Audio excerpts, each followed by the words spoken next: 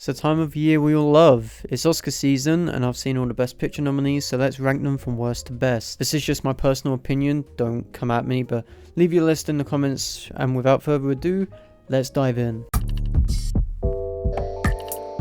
F1 follows Sonny Hayes, a retired driver who is asked to train an up-and-coming F1 driver. For me, F1 is that perfectly decent and digestible blockbuster that gets nominated each year. But maybe that's fine. It does all the things that you would want for a film like this: high-octane pacing, expert sound design, it's all there. For me, it could have been about 20 minutes shorter and nothing would have changed. It stalls quite a bit, which is a little bit weird for a film like this. It's a good movie, but not Best Picture worthy in my eyes. But you know what? Maybe that's fine.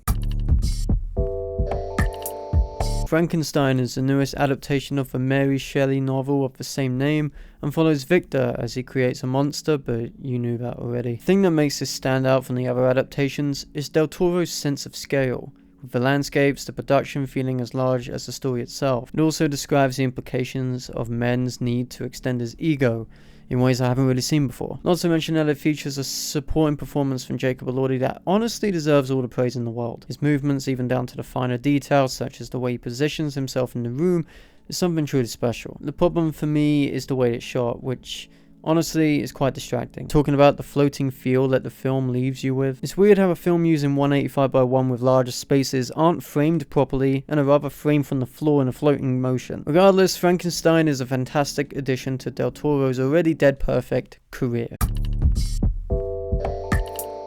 Begonia is the newest film from Yorgos Lanthimos and follows a duo of conspiracy theorists who believe that a healthcare CEO is an alien sought out on destroying the world. I could speak for everyone when I say that Lanthimos is one of the wildest directors working today. Every one of his visions is laced in a weird vibe, which I fall for every time. His latest Begonia is no exception. I feel that this film would be nothing without Teddy, played by Jesse Plemons, who gives a career best performance here and should have been nominated without a shadow of a doubt. Teddy is a character whose flaws get the better of him, slipping into a strange form of psychosis pretty early on, which isn't too dissimilar to what we see with the people in the internet age. This is the first film of Lanthimos which explores the modern day's capitalism and the ways in which they are affected by it, while simultaneously giving us a concrete reason as to feel empathy for Teddy and the world he lives in. Basically, it was made for me in a lab. The Secret Agent is one of the international features to be nominated this year and follows a technology specialist in 1977 who flees a mysterious past only to find that the past comes back to bite him no matter where he goes. This was the hardest one for me to see as it didn't come out near me until now, but the wait was worth it because this is one of the most thrilling films I've seen in quite a while. At a whopping 150 minutes, it takes his mighty time explaining who this guy is, where he comes from and what he believes. It didn't leave anything up for interpretation, but rather drip feeds information slowly in a way which is heavily digestible. I can't talk about this film without mentioning Wagner Moura, who is at the center of all the drama, a groundbreaking performance that is perfectly quiet and intimate. You can see the pain behind his eyes. It's quite a heaviness that is explored through Moura's conviction. Will this be everyone's cup of tea? Definitely not. For one, it's long and doesn't necessarily feature any set pieces that are full of decreasing attention span, but that's what I love about it. It doesn't need to be fast or anything of a sort to feel heavy. It just is. A strong contender this year, for sure.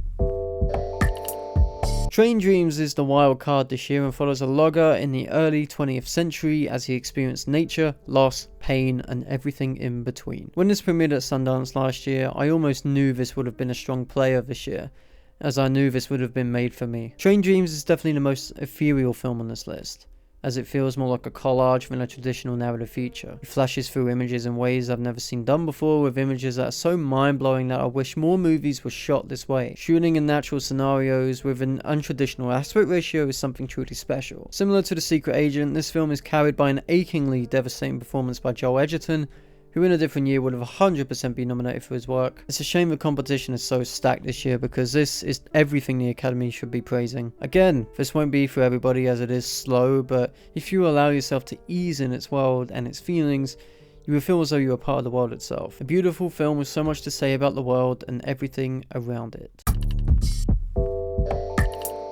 Sentimental Value is my favourite international feature to be nominated this year and follows a filmmaker as he wants to create his next film and wants to cast his daughter, who has a strange relationship with him. We are all familiar with family dynamics in film, We get several films each year about the theme. What makes Sentimental Value stand out to me is how it uses art to get the point across without ever feeling pretentious or lazy. It understands how delicate these feelings are without ever contradicting itself, a difficult thing to do in the current state of filmmaking. The thing is, we often feel as though the world we live in is insular. This makes a sort of case that the world happens to be quite wide regarding art. It's communal at the end of the day. One thing that makes this feel whole are the performances, which feel as though they come from a place of naturel more than anything else. They don't feel like performances but rather vignettes of real people. Again, this might rub people the wrong way, but for me it's near perfect and deserves to walk home with something on Oscar night. Well, this will upset people. Sinners is the most nominated film of all time with 16 nominations and follows a set of twins in 1930s Mississippi as a creator party, only for it to be taken over by some uninvited guests. Look, this might be the easiest film on this list to recommend, as it's literally everything I said about F1 but up to an insane level that can't be replicated. Coogler is so precise with the way he positions himself in the industry, somehow arguing his way to keep the rights to this film, which is a wild feat considering how we know studios to be. It says something when a director has this much pull and this much artistry. The most important thing about Sinners is the way it describes music and the implications of the past, present and future. It doesn't overcompensate for anything, but rather allows itself to glide through musical blues so seamlessly. Part of that is thanks to a gorgeous score from Ludwig Göransson, who proves he is one of the best in the game. It's laced with banjos and 30s blues that will introduce us younglings to something of a time gone by. Sinners to me is more than a blockbuster. It's a modern masterpiece about the power of music, race politics, the power of assimilation and so much more. I love this thing through and through. Wish it could be higher on this list. Hamlet is an obligatory period piece to be nominated this year and follows William Shakespeare and Agnes as they overcome the loss of their son and the inspiration that comes from said loss. Chloe Zhao is a filmmaker who creates an atmosphere through emotion. Just look at Nomadland, which uses closed-off camera work to set a particular feeling. That even happens in her earliest work and now carries through to Hamlet. I'm far from a Shakespeare connoisseur. I barely remember studying any of his works in school, but Zhao makes his work immensely digestible, an almost impossible task if you've read any of his finest pieces. Similar to most films on this list, the performances are the glue that holds this thing together. Jessie Buckley lets loose in a way I haven't seen done before, particularly from her. Same with Mescal, who embodies Shakespeare, but you know, it's wild to see him get snubbed this year considering. He's also very particular with the way it's lit too. Lucas Zhao shoots in a natural aura which he brought to previous films such as Zone of Interest. Makes sense that the color grade is pretty similar. At the end of the day, Hamlet is what movies about writers should be. Gorgeously perverse in the way in which they describe their art and the life around their art. A gorgeous exploration of the harshest things a person could go through.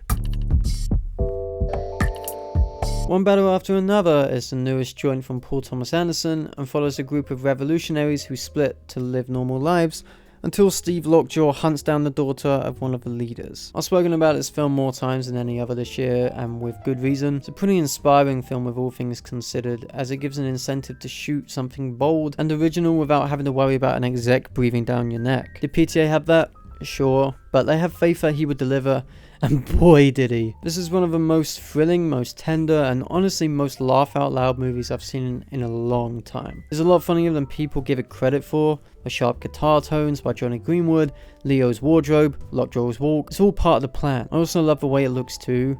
I remember people on Twitter complained because of how so-called flat it looked, but the more I look at it, the more I realize how much it is really doing with its framing, putting these harsh realities of modern day America into perspective. One Battle After Another is a joy through and through. A harsh, critical examination of modern day America and its underbelly, which should be discussed, especially considering what is going on in America right now. We need this. We just do. This has been an incredible lineup. We've had everything from the period piece to the blockbuster, but one film stands out to me, and that's Mighty Supreme. Mighty Supreme stars Timothée Chalamet as a ping pong player who is caught up in several situations as he tries to make his way to Japan no matter what it takes. What makes Mighty Supreme feel so authentic to me is Timothée, who has sparked quite an outcry on several platforms. It just proves how good he is when people discuss him in that way. I also happen to love what it says about ego, and how ego ends up being the downfall of a man once in a while. It takes a lot for me to shut myself down from criticism and just allow a film to take me on its journey. That's something that happens with every film that the Safdies have made. This being the first where you can tell whose style works better for the medium, in this case it's Josh. Look, I'm tired of speaking about this film already, because every time I do I just want to watch it again. It's an edge of your seat comedy with some of the best direction you'll see all year, which happens to say a lot about greed, ego, power dynamics in relationships and everything in between. It might be recency bias speaking, but this definitely might be my favourite out of the nominations of 2026. And you know what? That's all, folks. Thank you for watching, and let me know down below what your favourite nominee is, and I'll see you guys in the next one. Peace.